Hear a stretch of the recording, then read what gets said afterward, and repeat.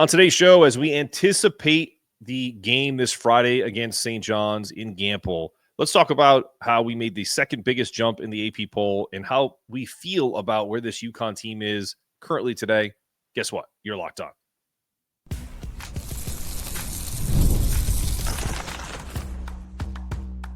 You are Locked On UConn, your daily podcast on the UConn Huskies, part of the Locked On Podcast Network, your team every day. Thanks for making Locked On UConn your first listen every day. We are free and available wherever you get your podcasts and on YouTube, part of the Locked On Podcast Network, your team every day. Before we dive into today's show, just want to take a moment to say how thankful we are for all of you.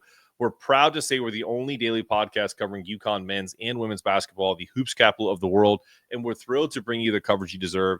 And to show our gratitude, we're giving back. We're donating 10% of our revenue to Husky Ticket Project, HTP.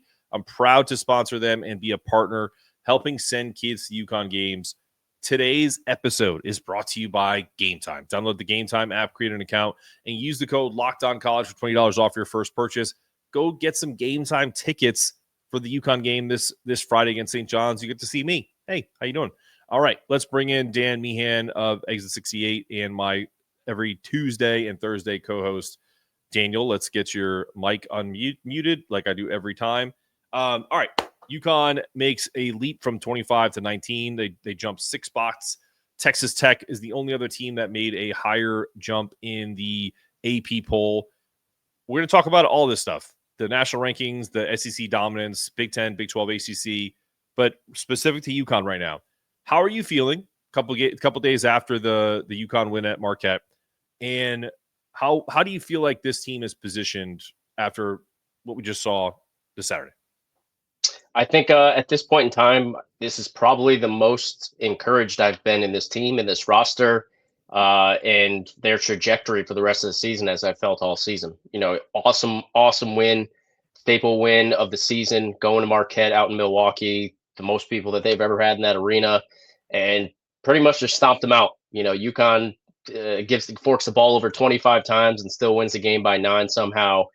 Shoots the lights out. Solo ball has just become a revelation for us this season. All that, and now we're about to get one of our best players back in Leah McNeely for what's probably going to be the most exciting game at home. You're flying up for it. Can't wait. $2 beers, Gampel Pavilion, Ben Gordon getting his number retired. Should be some alumni in the house. Jim Calhoun. Awesome slate for the rest of the season. Some marquee matchups. And it seems like this UConn team might be hitting their stride. Yeah, man, I'm super excited about that. I did my Husky walk today with my Husky Ludo today, and I talked about, you know, just being almost like anxious about it. It feels very Christmassy, or for me, like where you know, on Thursday night I don't know how I'm going to sleep, and because I'm going to leave early so I don't miss my flight, and make sure I'm like I'll probably be like the first person at the airport in Charlotte, and be like, dude, I know we don't close, but like your flight doesn't leave till 11. But yeah, so I'm super excited about it. I'm meeting Matt Edwards of Dream Season Pod, and of course our boy Little Red for pizza before we head over to and grab the Locked On UConn sign. We'll be right outside of Ted's. Hopefully it doesn't rain, and we'll do some interviews with some folks and talk about Ben Gordon and the Huskies. But yeah, man, I'm pumped about everything. I share your sentiment. I felt good after the Xavier loss. I felt even better after the Marquette win, obviously, because you don't have to dig deep to find, you know, the silver linings. It was right there in front of you. And so I said on the walk today that this was such a strategic W for Dan and his staff to sit Liam. Now you go into this game against St. John's where it doesn't feel like a must win. It just feels like you should win it because you have momentum, versus like, oh man, Liam's back and he's going to help us out. And like, he's like the savior. Like that doesn't exist anymore. Like we won without him. This team gained some confidence, and I feel like they've kind of found something here that they really can parlay with Liam. And I don't expect him to be on like a minutes restriction per se, because he's got a week now to kind of get himself like ready. But it wouldn't surprise me if he played like 20 minutes, 15 tops. 15 is the minimum, I think. I wouldn't go past that, maybe 20, 22 minutes. I think that is kind of the bigger story, is going into that Friday game. You don't really have to worry about it as much because you feel like the team has some confidence that they can beat a good team on the road, and they're at home. Yeah, and before we should get a good litmus test for both Marquette and St. John's to see how those teams kind of fare in a game without us involved. They play Tuesday night. Great table setter to Friday.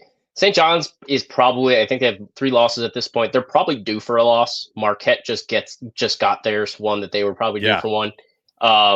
St. John's is they played a lot of close games this year. They've played some tough games at home at MSG against Providence, Villanova, close games where they're shooting. There's literally some games where St. John's has shot like 8 or 9% from 3. Like the team cannot shoot, but they are ferocious on defense. They're obviously very well coached by Rick Pitino. So all that leading up to Friday, we're talking about UConn being 2 games back in the Big East standings now. So they are still in the hunt for winning the Big East crown. Make no mistake. If St. John slips up against Marquette and then we get a win on Friday, it's going to make things interesting, these last 5-6 games. I just want to kind of set the table just to let all the folks know where we're at. So UConn jumped 6 spots in the AP poll. We're number 19, 16-6, 8-3 in the conference, 5-2 in the road. They're one of only 9 teams in the top 50 of the net that have 5 road wins. So if there's something to be said about this team, it's that they can perform away. 4th in the Big East standings. We're 35th overall in KenPom, 11th best offensive rating. They've jumped up 15 spots in the last week in defensive rating. So something good there, some silver lining.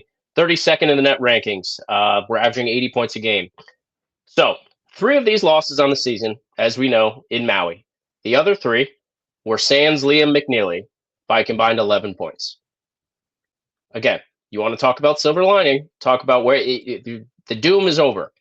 UConn might be catching their stride. Like if there's some, you really go look at some of these box scores, like UConn is not losing by a whole lot. You can nitpick here and there. We can't rebound. We can't keep point guards in front of us. Well, all that we turned the ball over 25 times against a top 10 AP team, and we win by 9. So they're doing something right. UConn, compared to where we were with Liam versus without, I just want to kind of let people know because the sky is not falling. UConn is shooting 49.4% from the field and 37% on the season. What do you think in the 8 games without Liam McNeely they're shooting? 8 games without him? They're shooting 49% with him. What do you think they're shooting without him? I'm going to say 47%. They're shooting the exact same percentage from the field without Liam than from both the field and from 3. 0 drop-off in the offensive efficiency for this team. UConn has the highest team field goal percentage of any team in the top 25, and they're the only team with more assists in the country than UConn is Gonzaga, who we beat. UConn leads the nation in block shots. Second most is Auburn. Top 20 in the nation in free throw percentage. There's a lot to like about this team, and now we're about to get one of our best players back. Yeah, I didn't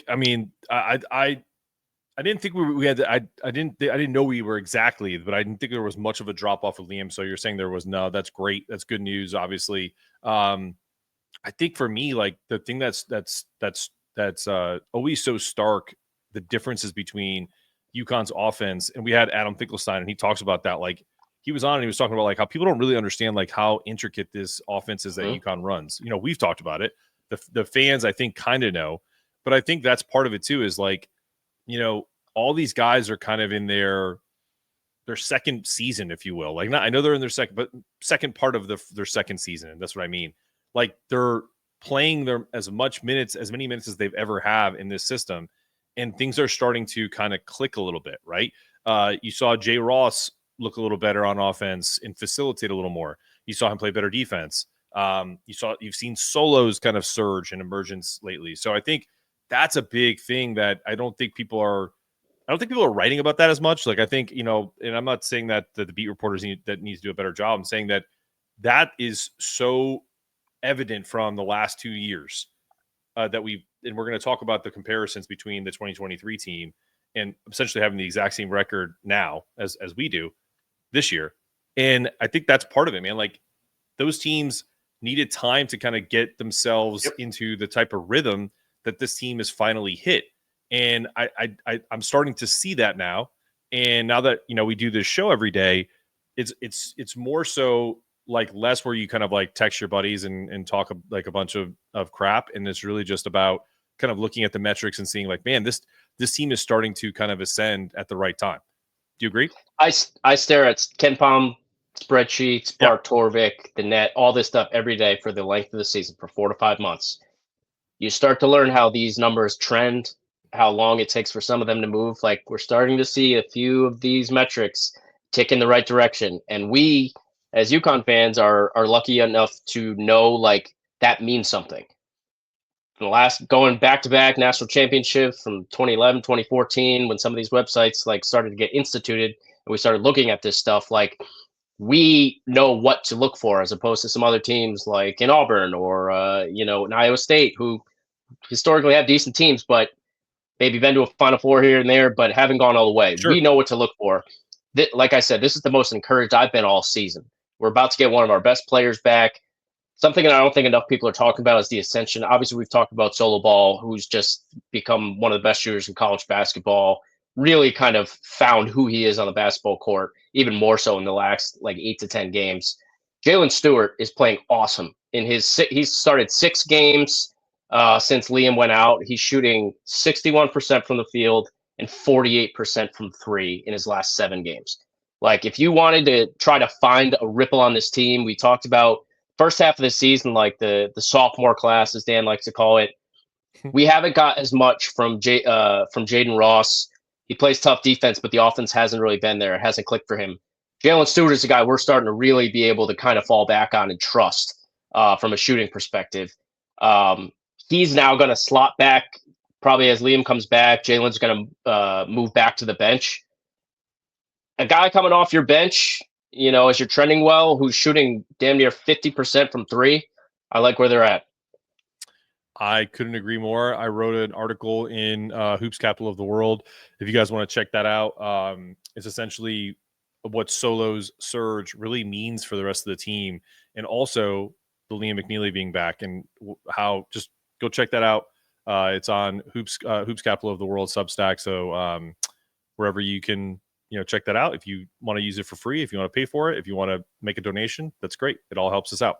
All right. When we return, let's talk about the historical context of where we are, because we're almost identical to where we are from the 2023-23 national championship team. And we're going to talk about the college basketball tiers and everything that is coming up down the stretch. And UConn-Arizona made a nice little home-and-home exchange. We're going to talk about that. Could Bryce James be coming to Hartford? We'll find out coming up after this. Looking for tickets to your next big event, whether it's a concert, a comedy show, or a sports game, finding the right ticket at the right price can be a headache. But with Game Time Picks, it's never been easier. Let me tell you how it works. Game Time Picks, you open the app, it does all the hard work for you. It curates the best deals so you don't have to waste time searching through endless ticket listings. I've been using Game Time Picks for a while now, and here's why I love it. I recently grabbed a super deal for a prime seat, and I couldn't believe the value, and it was a steal. And the best part, you're covered with Game Time's lowest price guaranteed. If you find a better deal somewhere else, they'll refund you 110% of the difference. Plus, your tickets are guaranteed to be delivered on time with easy cancellation options if something comes up. Remember, we always talked about this. The seat view is an absolute game changer. Before I even hit buy, I can see exactly what my seat looks like, and it will look like in the venue, and it's super reassuring. It's not like an AI version. It is truly the view from your seat.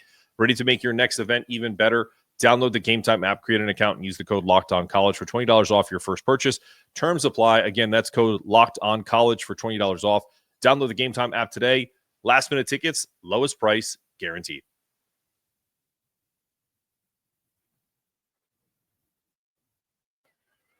All right, let's get Dan back in here.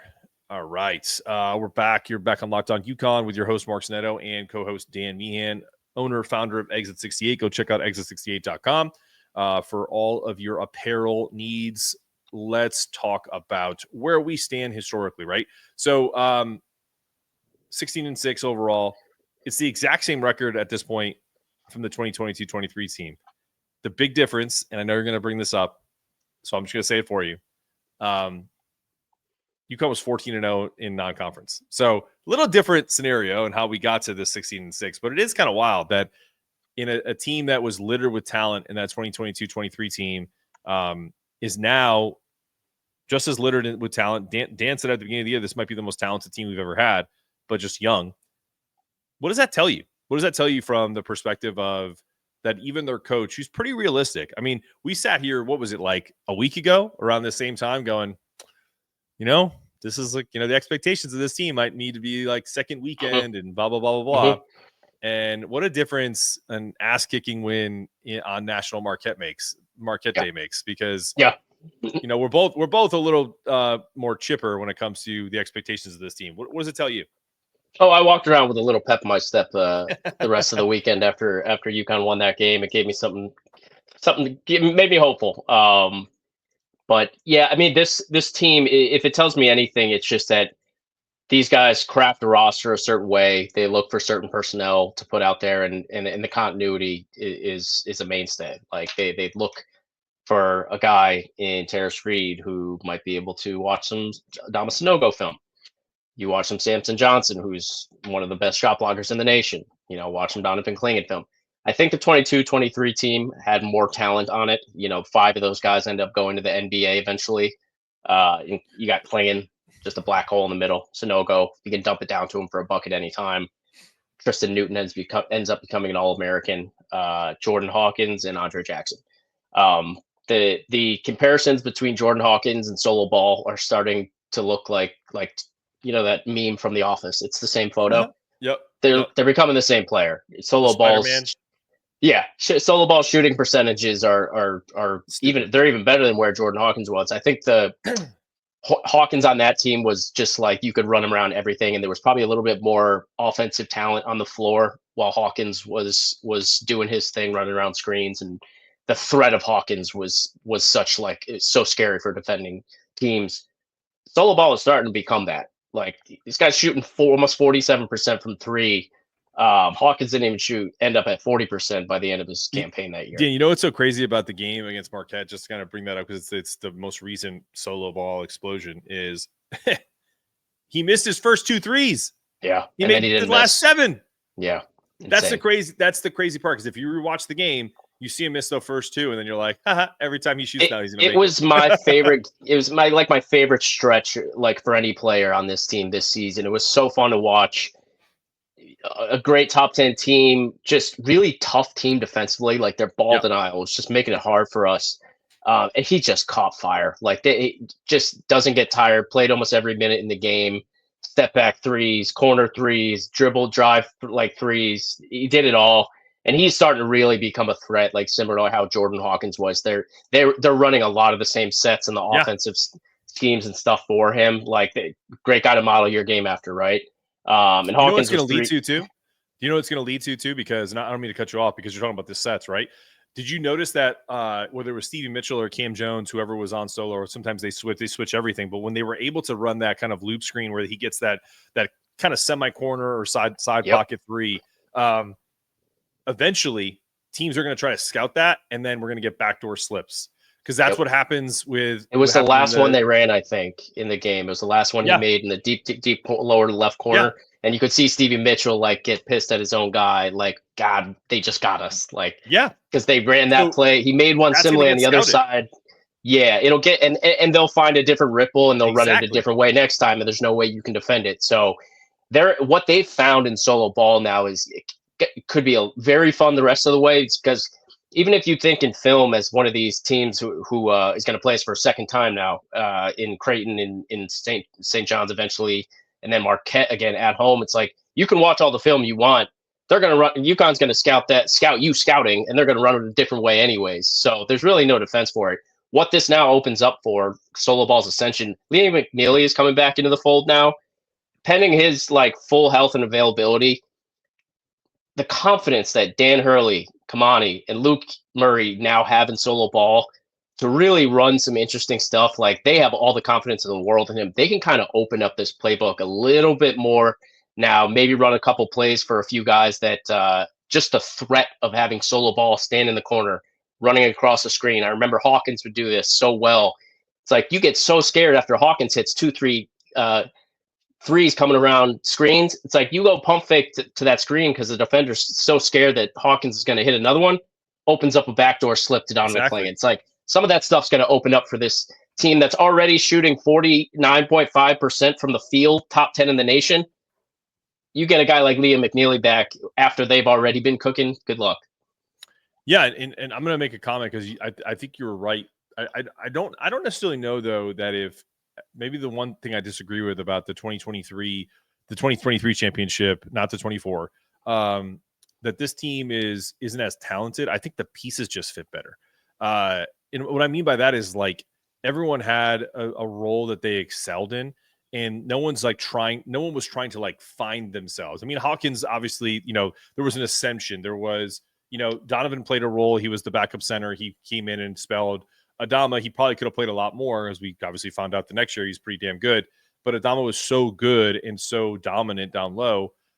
Those were the pieces. You don't really have that this year. You have like a conglomerate. It's kind of like who's playing better, that kind of thing, right? And then this team, if there's one thing to take from, I've said this time and time again, it's like you can show me a team that like an Auburn that's 20-1. I think that team's going to do special things come March, so maybe they're not the best example, but a Duke who's running through the ACC with a star-studded lineup, tallest starting five in the country.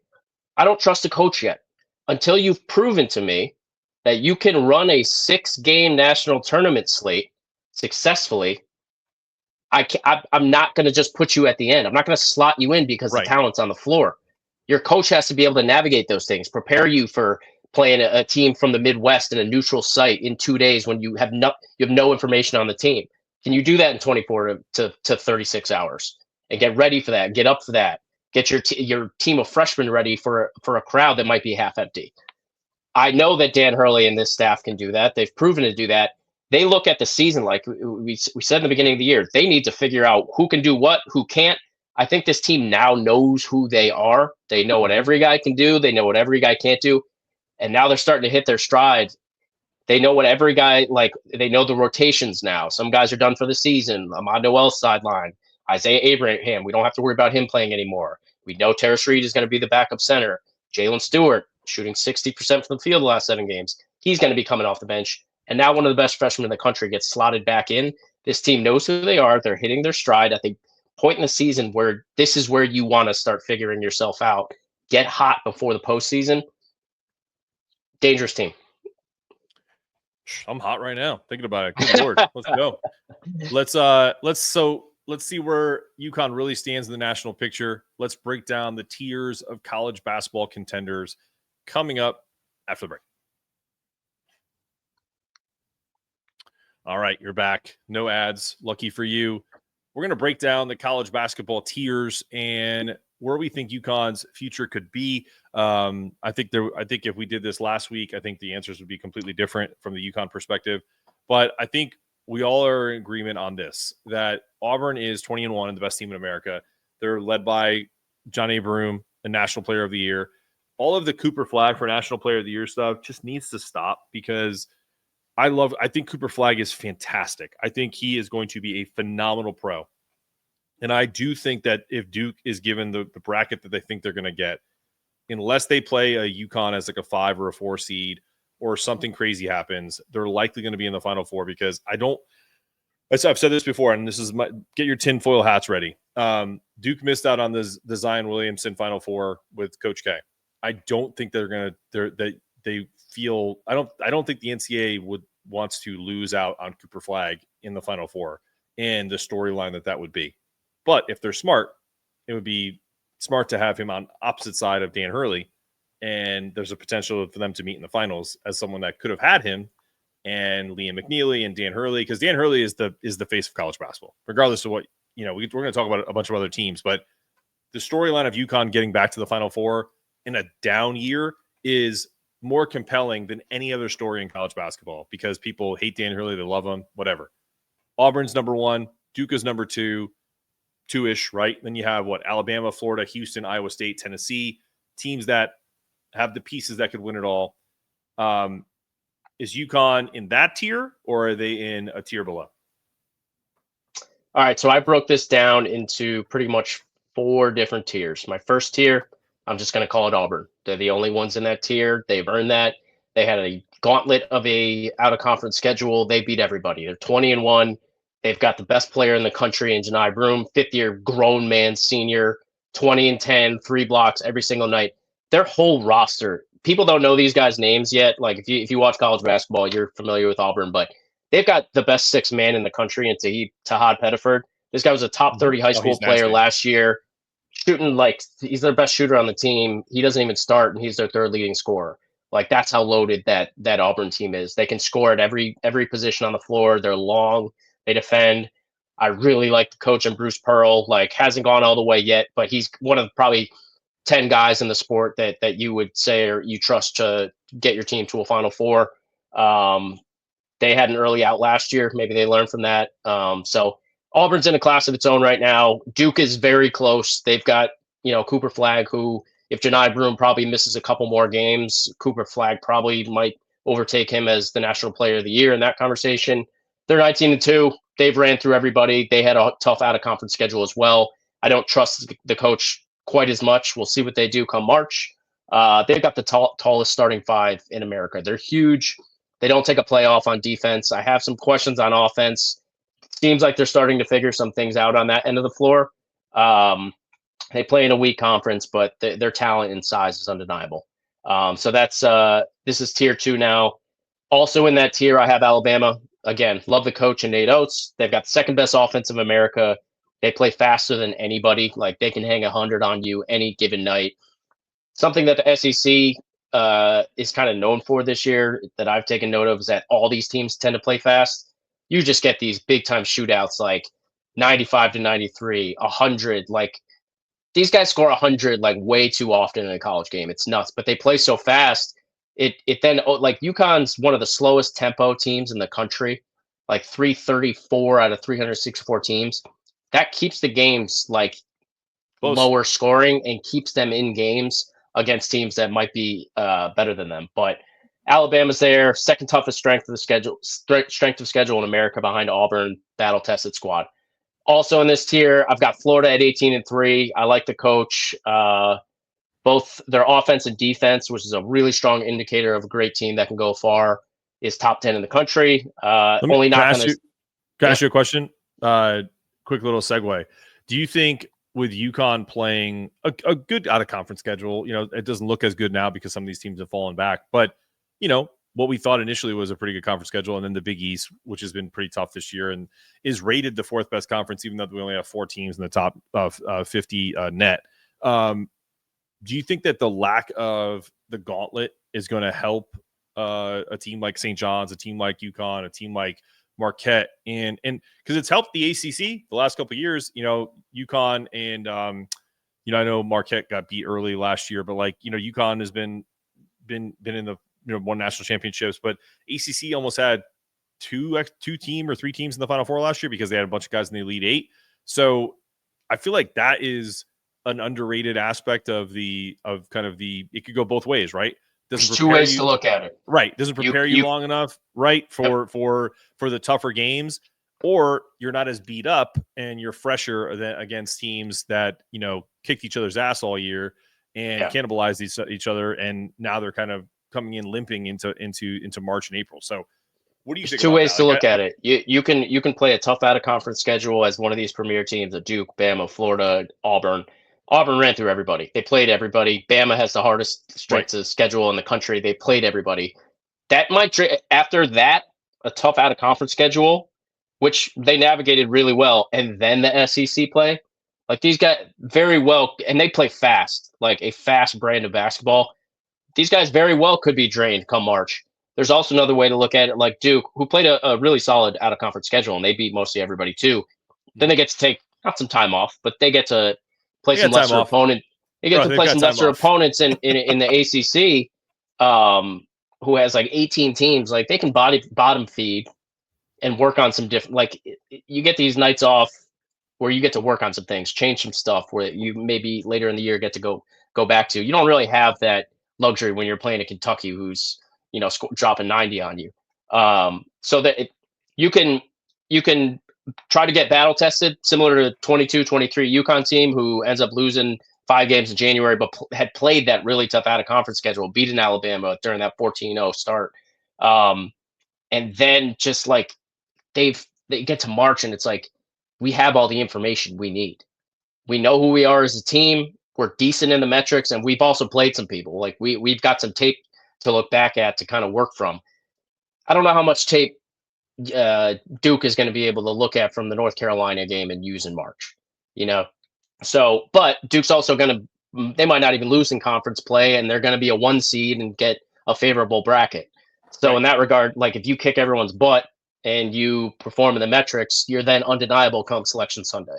There's 2 ways to look at it. But back to these tiers. It's tier 2: Duke, Bama, Florida. I've got Houston and Kelvin Sampson. I don't trust this team in March because they play remarkably slow. One of the slowest teams in the country. Low scoring games. Their defense is elite, but this is a small roster. Kelvin Sampson hasn't been able to figure out how to get all the way. So this team, Elite 8 bound maybe, but I don't trust them to win a Final Four. Iowa State, really good coach, TJ Olsenberger, strong, experienced guard play, Kashawn Gilbert, Taman Lipsey, and Curtis Jones. Got 4 guys averaging in double figures, and they play defense. And then rounding out this second tier, Tennessee. I like Rick Barnes. He hasn't been able to get all the way, but he's been to a Final Four, and they might have the best team defense in America. Tier 3, this is where I have UConn. I've got teams. These are teams that some of these guys could, I wouldn't be surprised, go to a Final Four, but the way that they've played to date so far this season, I'm putting them in the Elite 8 caliber right now. Purdue, Michigan State, Kentucky, Marquette, UConn, and Kansas. These are all teams that are loaded with talent. Purdue gets to the Final Four last year. They're starting to look really good. Michigan State, defense is always going to be there. Love Tom Izzo. That team can't shoot a lick. They're not going to the Final Four. Kentucky, scoring everywhere. I like the coach. Defense might be worse than UConn's. They're not trending well in that direction the last few weeks. Marquette, solid team. They don't shoot it well, as we've seen. Like, you got to be able to shoot a couple games in a row come March when you're trying to navigate a 6-game tournament. Kansas, extremely talented roster, like 8-9 guys deep. They've looked shaky as hell all season. They've blown some really bad leads. And I think UConn is, call me a homer, I think they're the most dangerous team in this tier. Oh yeah, I think they might be the most dangerous team in. They'll come into the tournament. I think we both agree that they're going to make a run. So I think they're going to come into this tournament as the hottest team in all of the country, unless Alabama just continues to just roll. Like if Alabama's 30-31-1 going into the tournament, okay, then right. then UConn could be considered like the sleeper, like the team that nobody wants to play. But I think if Auburn is as good as they are right now, they're 20-1. They probably have 11 games left with conference tournament. Jay Billis made a comment a long time ago saying that the SEC tournament may be tougher to win than the NCAA tournament just because of the back-to-backs, because there's no break in between from a physicality standpoint. That may be true, but UConn won 5 straight games in 5 nights and then won the national championship after that in a easily just as difficult Big East in terms of that year in that 2011. UConn was the 9th best team in that conference, and they were 20th in the country, something like that. So going into that tournament. So yeah, I mean, like, I get it. It's prisoners of the moment. It's hyperbole, but the SEC is tough. The Big Ten is tough. I look at the only team that I think, I know Michigan State is not the best shooting team, and Marquette either. I wonder if Izzo is not going to be in this conversation. So he's too old school. He's not going to change anything about what he does. And I don't mean that in a negative way. It's just some guys, just not going to do it. I'm shocked that Shaka Smart has not kind of gotten more broken through a little bit. No, not that. It's like he's always going to be there. He's always going to be right there. But him and Dan are like carbon copies. Okay. They live and breathe basketball. They do things the right way. They're all about guys, their culture, it's the reason why when they talk about each other, they're so, it's like a mutual admiration society. The difference is Dan had an epiphany when he lost in the NCAA tournament, and Shaka has not yet. And I think partly is because Shaka has gotten to the Final Four with that havoc defense at VCU and parlayed that into the Texas job, and then parlayed that into a hometown gig in Marquette. They haven't broken through, and I wonder if because he had that early success, if he's less willing to change and say, you know what, we need to sacrifice a little athleticism so that we can get some guys who can put the ball in the hole. Because let's face it, if Cam Jones isn't on, that team is struggles. Yes. Their ceiling is hindered for sure. Yeah, if you can't find pick and pops for Ben Gold, that team struggles too, because the rest of the guys are streaky. Like Joplin is streaky. I forget the other guy's name. Jones, I think, is not Cam Jones. It's his backup. That's going to be really good. He's a lefty. Also, can't think of his name. Doesn't matter. The point is like none of them are pure shooters. They don't have a solo ball. They don't have the guys that we have coming in next year. I just wonder if that'll ever change. Do you think that he'll ever have an epiphany, or do you think that Final Four early kind of shaped who he is and he's not stopping? I think Marquette is kind of stuck in not that middle ground, but I don't know if they're ever going because of them. I don't know if it's even the market they play in, but they're in the Big East, but they play in the Midwest, so they have to kind of work through that pipeline in the Big Ten land, where a lot of that premier talent is going to schools like Michigan, Michigan State, Purdue, and the other team, Ohio State, and these teams out in the Midwest, and they're kind of left picking up the scraps in that regard. It's like, where do you turn as they just don't get that high top end talent, like that A1 top 10 high school recruit. I think UConn's starting to get some of that. I saw some of they had some awesome, there's two of the best ones we've got all season, these in huddle kind of mic'd up moments that UConn had during the Marquette game. It's like Dan Hurley is only talking about basketball in those. Tell me how to win the basketball game as a player. I don't want to hear some motivational, culturistic BS while I'm down 10 and UConn's turning the ball over every other play and solo balls shooting my eyes out. Tell me how to win the basketball game, Shaka Smart. I don't want to hear about culture during a huddle. Tell me how to win the game so we get out of here and feel better about this. Like, save that for practice. So I just. And I'm not knocking Shaka Smart in that regard at all. He's one of the most active coaches on the sidelines. I saw it last year at the Big East tournament. He's awesome. But like you said, Dan Hurley had to make a shift at some point and say, hey, we're not scoring enough points in these big games, in these tournaments. Maybe I need to change my philosophy, my ideology completely, and maybe sell out for a guy that can put it in the hoop. Like, he might not be our guy 100%, perfect fit for this team, for this mold of what we want to do. But you know what? I need a Tristan Newton. I need a Jordan Hawkins. I need someone that could score for me in March. Maybe he only shoots 39, 40% on the season. I need you to get hot in one or two games come March for me. Yeah, I think he also is his sacrificed a little bit of his the values that he grew up inside, like of his dad's system, where it's like everybody's going to be a lockdown defender, and it's going to be like a brick wall. Kind of like the Virginia pack line defense. Like, they haven't figured that out either. Like, yeah, you can get 1 year like they did in 2019 where all the stars align, you play amazing defense, and you have, I don't know, 4 pros on that team. So like that's what got them a national championship. That's how you build a program. That's how you get from Wagner. But what I'm saying is like most of these guys build their careers on defense. But I'm gonna I always bring them up because I know them personally, but like I feel like a lot of guys, like including my friend Wes Miller, who's a young coach who created like this defensive juggernaut in the SoCon, parlayed that into a job at Cincinnati.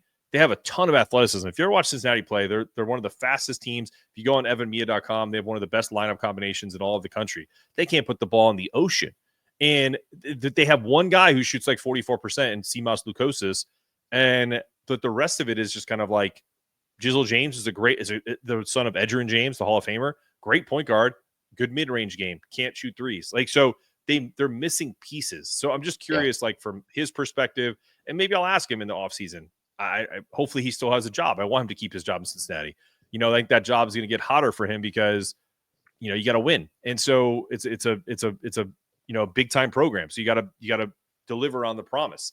And I just wonder if guys like Shaka, if guys like Wes, like TJ Otzelberger, if Iowa State doesn't make a Final Four, when do they decide, all right, I need to keep my roots, but I need to change? Do they need to get smoked by New Mexico State like we did Teddy Allen game? Or is it, I don't know when it is. Like when's the epiphany?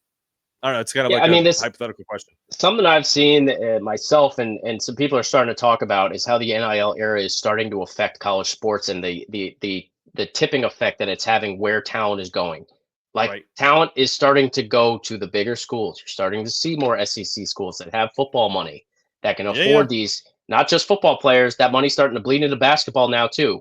Look at how much the Big East has taken a step back, and the SEC and the SEC, these ACC, these Big Ten Power Five conferences like are starting to just have all the top end talent and the teams. That doesn't necessarily mean you're going to hang a banner in March, but all these teams are going to be the higher seeds come March.